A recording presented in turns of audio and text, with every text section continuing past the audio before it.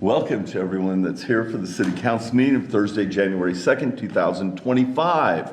It is 5:30. The Opens Meeting Act is posted on the east wall of the council chambers, and a notice of this meeting in the York News Times on December 26, 2024. If you would, please stand and join me for the Pledge of Allegiance. I pledge allegiance to the flag of the United States of America and to the republic for which it stands, one nation, under God, indivisible, with liberty and justice for all. Amanda, the roll call. Wilkinson.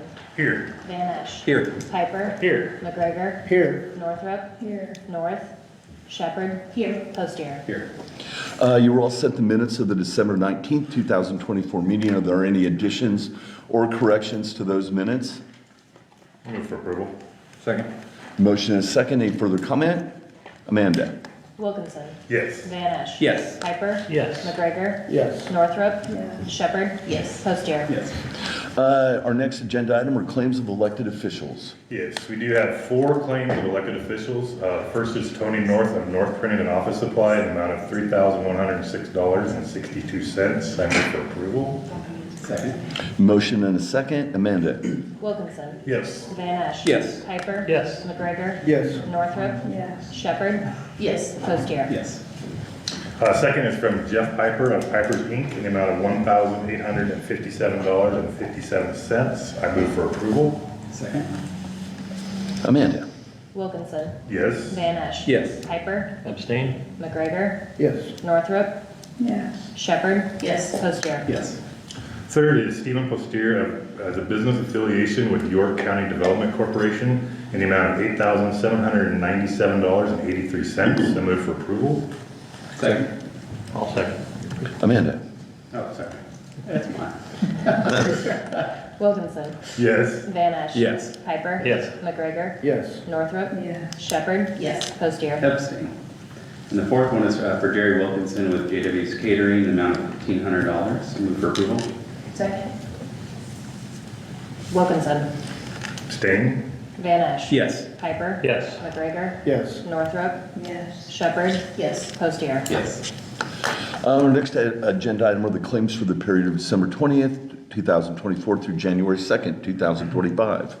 The Finance Committee met Monday to review those claims, and I would move for approval for the claims for the period of December 20th through the January 2nd of 2025. I'll second. I have a motion and a second. Any further questions of the Finance Committee? Hearing none. Amanda? Wilkinson. Yes. Van Esch. Yes. Piper. Yes. McGregor. Yes. Northrup. Yes. Shepherd. Yes. Postier. Yes. Our next agenda item is City Administrator Report. Dr. Crawford? Thank you, Mayor. Thank you, Council. For the city staff holiday get-together, we put together a set of slides to recognize people who had earned certifications and received awards. And so I thought I'd go ahead and just make that into a slide set that can be part of the public record. So I turned it into a sort of a state of the city slideshow with a couple of other slides from conversations that we've had. So go ahead, thanks Tyler for helping out. Whoop. So just reviewing some of the things that are happening with city growth. In the last budget, we had property valuation increase of 3% and our operating budget increase of 2%. We've been seeing small and steady population increases. We have high retention of staff and we're fully staffed for our police and fire department. And many other communities around had to reduce their pool hours in the summer. And so we have been keeping our full pool hours in the summer, so that's great. Sherry's done a great job of keeping pool staff as well. Down by the interchange, we have our pump and pantry expansion and our Fairfield Inn. Both of those are tax increment financing projects that you've worked with that are coming in as growth there. We have our Northwest Industrial Park ready to roll, and we're working on recruiting people to bring industry in that part of town. And a few of the growth things in terms of quality of life, the soccer field renovations, the Levitt Stadium turf, and the new tennis, pickleball courts, and new play equipment. And we're just talking tonight about the new weight equipment. That's actually technically it did happen in 24, didn't it? Yes. Thanks, Tyler. The next slide, please. And a few other things that are new in 2024. is we have electronic pay stubs internally, and then also we have more electronic options for your utility payments. So those of you who signed up earlier for bank withdrawal for utility payments, or if you pay utilities online by credit card, you can now get your utility statement electronically too, to save the city some money, save some paper. So if you're interested in that, the instructions for that are online, or you can talk to me or talk to Jody, somebody who can help you get lined up with that. School Resource Officer Program, new wild card Wednesday at the library where you don't know what's going to happen until you show up. And ballpark shade has been fun. I've seen the Public Works storage shed is complete. We've got equipment in there now to get it out of the weather. That area looks very nice now, I believe. And we had EV chargers at Holtus. I drove by the other day and saw somebody charging their car there. And we had a cultural festival with the Creative District. These are just a few of many things that happened in 2024 that were more new. Thanks. For the next slide. And this, you should recognize, this is the priorities that came out of our strategic planning conversation that we had in the auditorium before our budget. So we had this conversation before the budget to make sure we were thinking about high-level objectives. And we have our immediate priorities of housing, the industrial park, and the fire station. And then our other key priorities in economic development, working on public buildings and quality of life, and improving the view of our entrances. So we are right now working on the Third and Grant entrance. Went from a rundown building with dead vines to a rundown building with no dead vines and a cute sign, to a rundown building that was painted with a cute sign. And now it's time to, move to the next step. So we're working on that project and working on getting that area cleaned up and continuing to work on our I-80 and bypass entrances as well. Go ahead. So a few things that the mayor has talked about as priorities for 2025. The first one talks about city identity and pride. Those of you who were at the workshop, we had a workshop talking about civic pride, talked a lot about how things look and making sure that we're paying attention to how things look, and that impacts the way people, even the way people feel, even their health, by how things look in your city. So the next couple of items are also tied to that, making sure that our property looks good, and that we're stepping up and continuing to work on improving property maintenance citywide and having community coalitions, perhaps for a major cleanup day or things like that, to keep working on how things look in the community. Continuing retail industrial growth. We'll talk about one of the retail strategies here in just a couple of agenda items. This year, we're also working on a comprehensive plan review. This was in your budget. That we're working on looking at what we said we were going to do in the comprehensive plan and seeing what we accomplished and what's still relevant and what new directions we need to go. So we'll be starting that this year. And continuing to work on increasing housing stock. It's a key priority that you've mentioned many times. And continuing to improve safety, working on our streets and pedestrian safety. Go ahead. And so the next few slides are those employee awards. If you came to the party, you might have seen some of these, but we'll just go through them so that we give recognition for some of these awards. So go ahead. David Pratt, he is the person who is in charge of the soccer fields and the ballparks, and he won New Professional of the Year this year. Go ahead. And we have 3 officers who were very central in the work to uncover a terrible child abuse case and get the successful conviction of the offender. I was talking to Officer Schroeder. She was talking about going to Texas and testifying.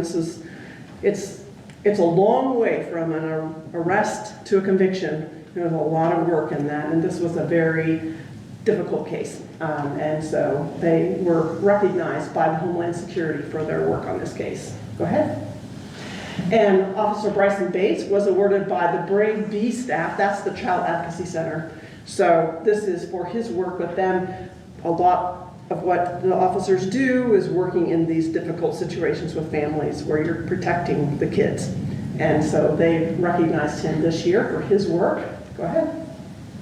And we had several, including council member of our staff that went through Leadership York.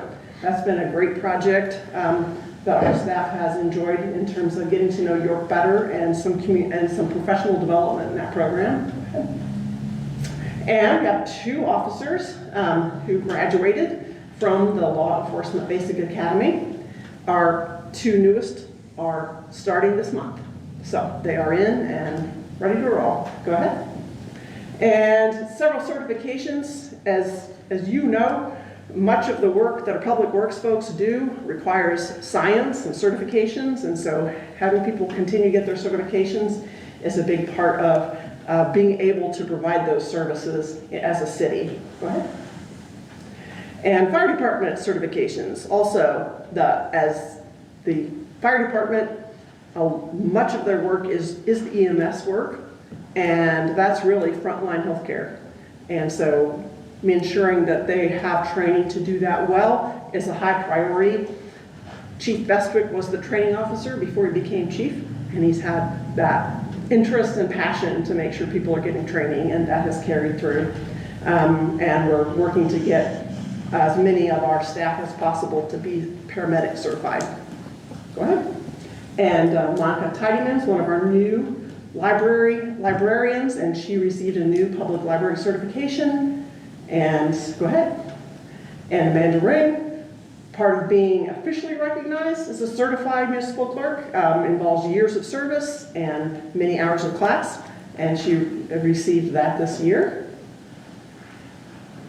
And we have the new resource officer for public schools, Officer Riley Friesen. And I put this on here. You may have seen this picture on social media earlier. It says, cheer or go to jail. Go ahead. And a few success numbers from different city projects this year. Go ahead.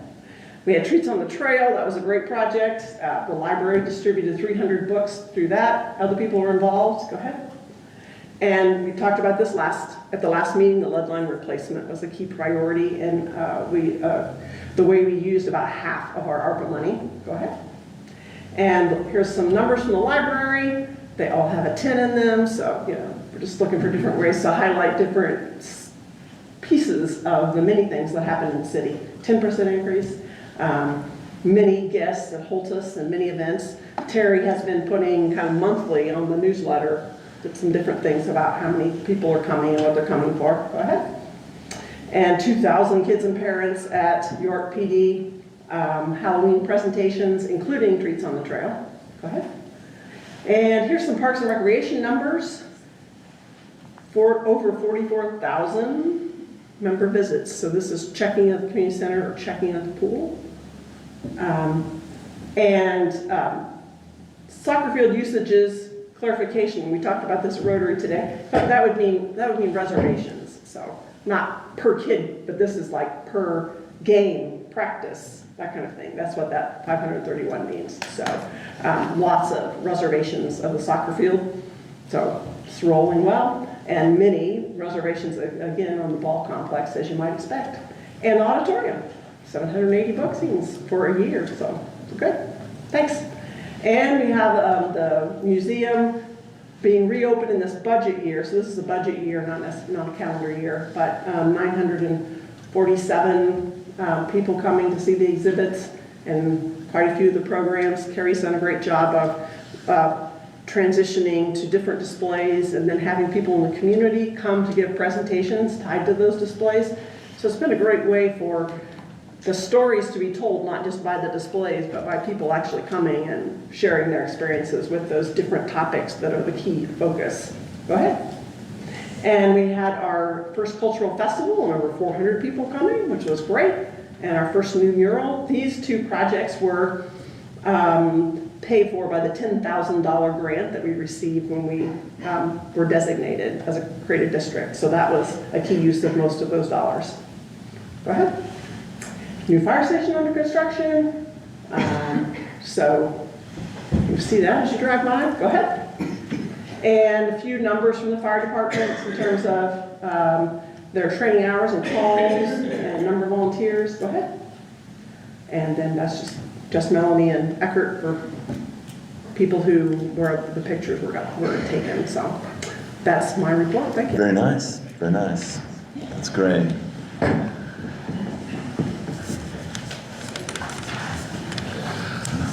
Our next agenda item is consider approval of a special designated license for Grand Central Fresh Foods for the Friends of the Kilgore Memorial Library fundraiser event at 520 North Nebraska Avenue on February 15th, 2025. There was a letter from Grand Central writing this. They request this permit for the event that has happened there many times. I don't know if it did last year with the change in the ownership and stuff, but it's happened many times there and been a good fundraiser from 5:30 to 8 time frame. And they would be asking for it for 4:30 to 9 to have proper setup and tear down, and it, you know, goes to support the library's initiatives and foster the community engagement. And so it's, I think, been a well-run, fun event in the past. So that's what they're requesting. Is there any questions on that?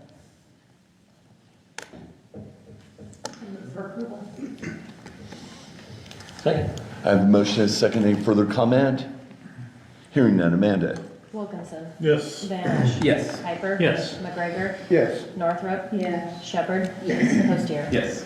Our next agenda item is to consider approval of a renewal agreement of the maintenance agreement number 25 between the city and the Nebraska Department of Roads relating to highways to set out the responsibilities of the state and city for 2025. So this is kind of an annual housekeeping event that we need to do with them that we approve every year.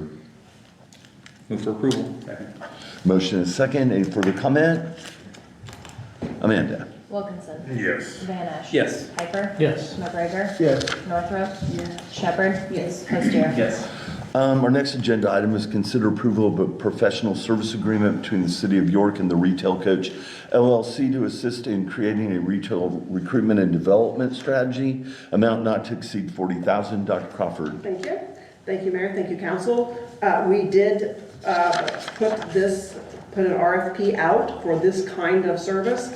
A key component of this service is to have people come in and provide cell phone data and other information about who the customers are that are coming to York and where they're coming from, and what kind of things what are our retail leakages, what's being purchased somewhere else, people not purchasing it here, and also to represent us at different retail conferences where people are deciding where to locate. So this would be a key part of that part of their work will be to try to recruit, you know, a Chick-fil-A or a Home Depot or something like that. But also, when I called a reference that they had provided when they got the lowest bid, the reference talked about how they had also used their work to help existing merchants because the information is like, where are the customers and what are they buying? And so working with the chamber to get that information also to our existing businesses to help them thrive and make sure that they're, you know, maximizing their profits as well. So that's what this kind of service is. And there was an RFP for it. And again, this was the lowest bidder. I called a Nebraska reference and she spoke very highly of it. Said she had used them in 3 different cities where she had worked in different states. This entity also has 2 other Nebraska cities that they work with that are McCook and Hastings. And so they felt having the 3 of us, it would be even better when they go to these conferences and try to get entities to come to Nebraska. So that's background. I think I think, you know, with YCDC doing what they do, and with what we've done with our TIF and what we're trying to do, I think this is a really important component. We're getting a lot more information To compile all three. Right, you they know. showed things that, I mean, just information that will really help, I think, existing businesses identify where their customers are coming from, what kind of things they're leaving for, what kind of things that, you know, and I think we just have to, in this day and age, be as smart as we can be. And we need to branch out, and I know it costs it always costs something to do this, but if you help our existing businesses and land one new one, this is pretty cheap. I was curious, it's a 3-year contract, so what's the difference in the 3 years? Like, does it take 3 years to develop the whole plan, or does it change each year? So, our RFP asks for information for a 3-year contract.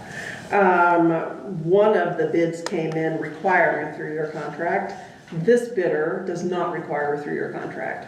So in their scope of work, they're showing, we will do 3 years if you want us to do it. Okay. But the actual legal contract with them is for a single year that is renewable.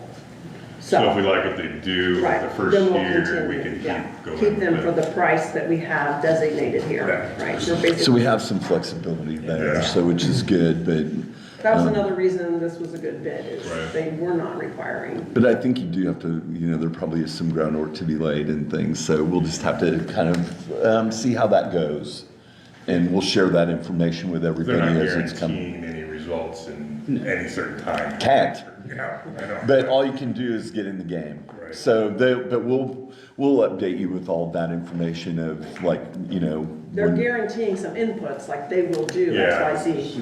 And they also are, one of the other reasons that I thought they would be a great partner is that they focus on sub-market analysis as well. So we're not just doing a single York picture. When we talked about the interchange is very different than the north part of town, very different needs, different kinds of attraction needs. And so one of their strengths is providing sub-market analysis as well. And- And the reference confirmed that. So it's not just the interchange. Right, I think that's a really important component that we're having them look at the different parts of town, from downtown. Downtown, the northern part of town, which we feel that there's some real growth potential, but obviously the interstate area where, there's certain, but those are different dynamics, so they'll look at all of those different things for us and